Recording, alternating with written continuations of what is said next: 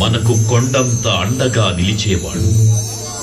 మనసులో తలచిన వెంటనే గుండెల నిండా ధైర్యాన్ని నింపగలిగే మహాయోధుడు. అభయహస్తంతో ఎల్లవేళలా మనల్ని కాపాడే ఆ పవనపుత్రుడిని ఇప్పుడు మనసారా స్తుతించుకుంటూ శ్రీ పంచముఖ ఆంజనేయ స్వామిగా అవతారమెత్తిన కథని దృశ్య రూపంలో తిలకిద్దాం రండి.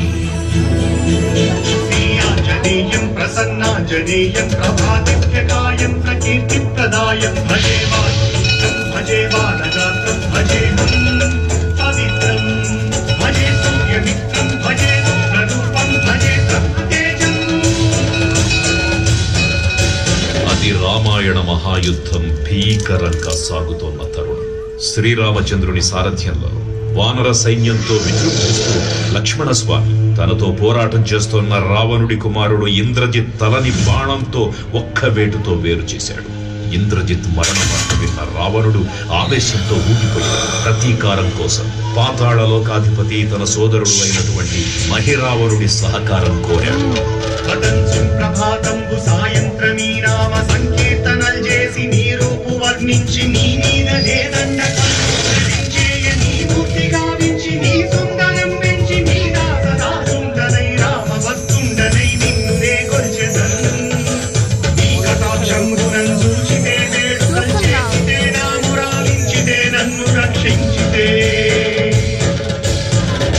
తంత్ర విద్యలో ఆరితేరిన మహిరావణుడి దాడి గురించి విభీషణుడి ద్వారా ముందుగా తెలుసుకున్న హనుమంతుల వారు తన ప్రభువుల విశ్రాంతి మందిరానికి కాపలా ఉండగా ఆ దుష్టుడు లోపలికి ప్రవేశించడానికి పలు ప్రయత్నాలు చేసి చివరికి మాయోపాయంతో విభీషణుడి రూపం ధరించి మందిరంలోకి ప్రవేశిస్తాడు.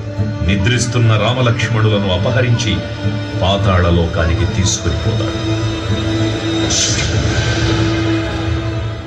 అంజనాదేవి గర్భాన్వయా దేవ నిన్నెచ్చనేనంత వాడన్ దయాశాలి వై చూచియుందాతవై చూచికరం నిలిచియున్ తొల్లి సుగ్రీవ కున్మంత్రిపై స్వామి కార్యార్థమయ్యేగి శ్రీరామ సౌమిత్రులను చూచి భావించి చారించి సర్వేసు పూజించి ఎవ్వారు చంపంటు గావించి బాలిహింసం కాదు సచిల కుంటువాసుని వీక్షించి కిష్కింధకే తెంచి శ్రీరామ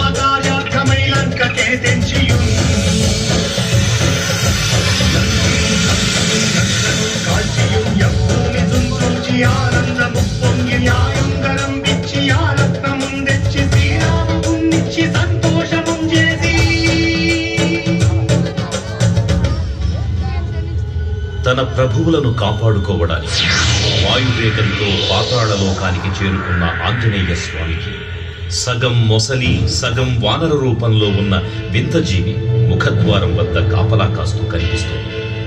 ఆ జీవి మకరధ్వజుడు అనే తన పుత్రుడని మహాసముద్రాన్ని దాటుతుండగా నీటిలో పడ్డ తన వేదవిందు ఒక మొసలి గ్రహించడం వల్ల జన్మించాడని తెలుసుకొని ఆశ్చర్యపోతారు హనుమంతుల వారు. తన పుత్రుడిని యుద్ధంలో ఓడించి పాతాళలోకంలోకి ప్రవేశిస్తారు.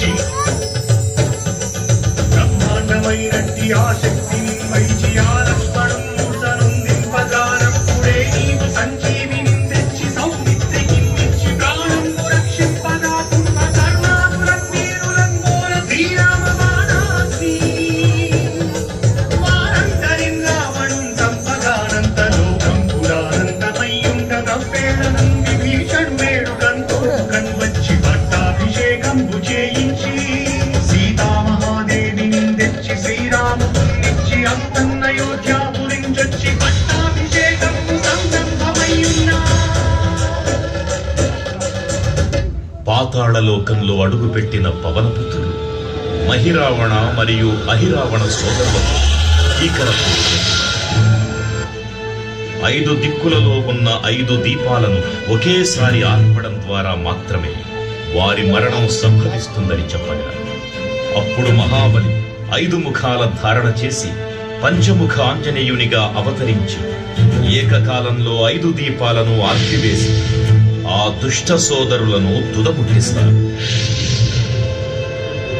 నీకన్నా నాకెవ్వరు కూర్మిలేరంచు మన్నుంచి శ్రీరామ భక్త ప్రశస్తంబుగా నిన్ను సేవించి